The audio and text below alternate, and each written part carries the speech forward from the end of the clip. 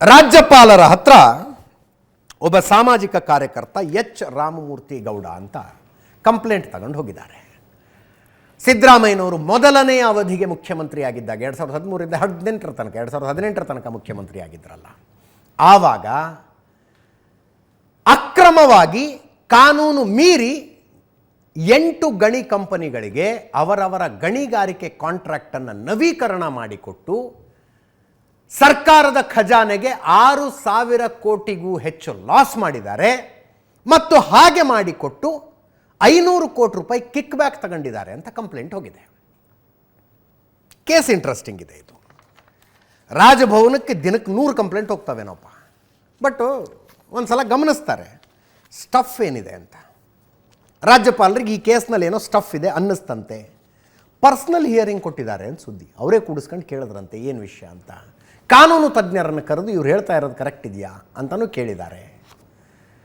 Stuff ಇದೆ ಅನಿಸಿ solicitor general opinion ಕೇಳ್ತಾರಂತೆ, ಏನು ಮಾಡಬೇಕಿದ್ರಲ್ಲಿ ಅಂತ. ಸೊ ವಾಟ್ ಈ ಕೇಸ್ ಎಕ್ಸಾಕ್ಟಾಗಿ ಏನು? ಆರೋಪದ ಪ್ರಕಾರ 2015ರಲ್ಲಿ ಇದಾಗಿದೆ. 2015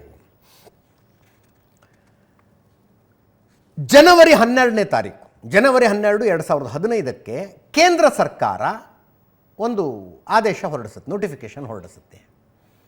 ಗಣಿ ಗುತ್ತಿಗೆಗಳನ್ನು ಕಂಪಲ್ಸರಿ ಹರಾಜು ಹಾಕಬೇಕು ಅಂತ.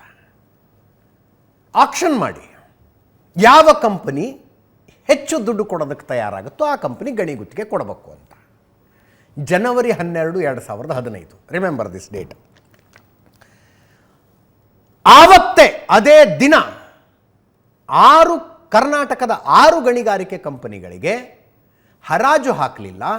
ಅವ್ರ ಹತ್ರ ಆಗ ಈಗ ಮುಂಚೆನೇ ಅವ್ರ ಹತ್ರ ಗಣಿ ಗುತ್ತಿಗೆ ಕಾಂಟ್ರಾಕ್ಟ್ ಇತ್ತು, ಅವ್ರ ಹತ್ರ ಕಾಂಟ್ರಾಕ್ಟ್ಗಳು ಮುಗಿದೋಗಿದ್ದು, ರಿನ್ಯೂವಲ್ ಮಾಡಿಕೊಟ್ರು ಅಂತ.